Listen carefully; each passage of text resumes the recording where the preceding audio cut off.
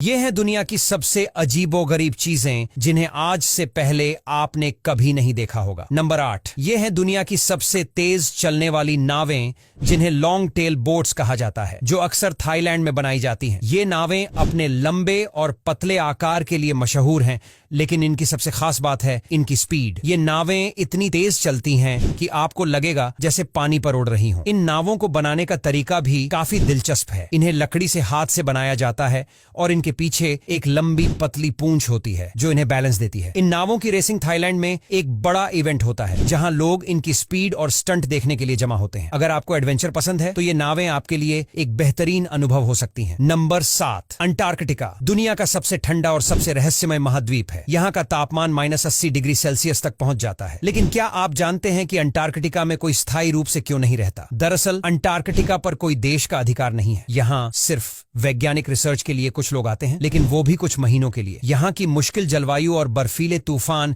इंसान के लिए जीवन को मुश्किल बना देते हैं। इसके अलावा यहाँ कोई वनस्पति या खेती भी नहीं होती, जिससे खाने का इंतजाम करना भी बहुत मुश्किल होता है। नंबर 6, बांस के पेड़ तो आपने देखे होंगे, लेकिन क्या आपने कभी जायंट ड्रैगन बैम्बू के बारे में सुना है? ये बांस की एक ऐसी प्रजाति है जो आकार में इतनी बड़ी होती है कि इसे देखकर आप हैरान रह जाएंगे। यह बांस चीन में पाया जाता है और इसकी लंबाई 30 मीटर तक हो सकती है। इस बांस की खास बात यह है कि यह बहुत तेजी से बढ़ता है। कहा जाता है कि यह एक दिन में 1 मीटर तक बढ़ सकता है। इसकी मजबूती और लचीलापन इसे निर्माण कार्यों में भी इस्तेमाल किया जाता है। नंबर 5, क्या आपने कभी सोचा है कि इतनी महंगी बिल्डिंग्स को क्यों गिराया जाता है? दरअसल कई बार बिल्डिंग्स को उनकी उम्र या सुरक्षा कारणों से गिराया जाता है। जब कोई बिल्डिंग पुरानी हो जाती है या उसमें किसी तरह की दरारें आ जाती हैं तो उसे गिराना ही सही होता है। लेकिन कई बार बिल्डिंग्स को नए प्रोजेक्ट्स के लिए भी गिराया जाता है, जैसे कि चीन में कई बार ऐसा होता है जहां पुरानी बिल्डिंग्स को हटाकर नई और आधुनिक बिल्डिंग्स बनाई जाती हैं। यह प्रक्रिया काफी महंगी होती है, लेकिन यह शहरों के विकास के लिए जरूरी होता है। नंबर 4, यह बंदा बिना किसी बड़ी मशीन के इस पत्थर को 2 टुकड़ों में तब्दील कर देता है। दरअसल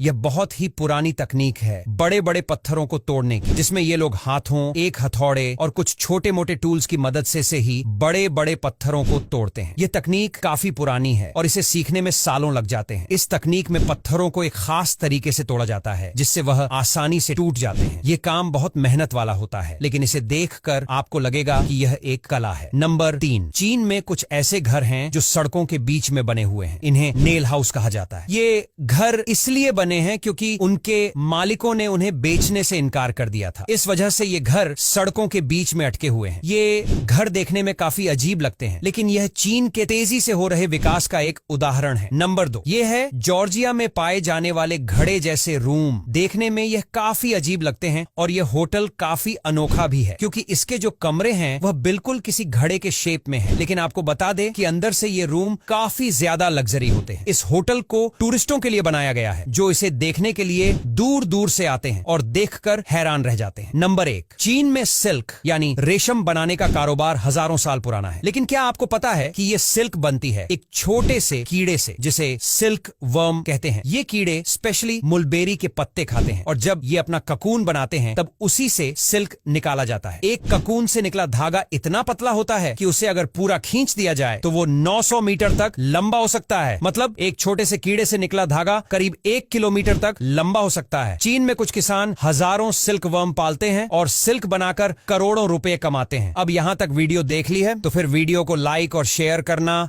बिल्कुल भी मत भूलना। धन्यवाद।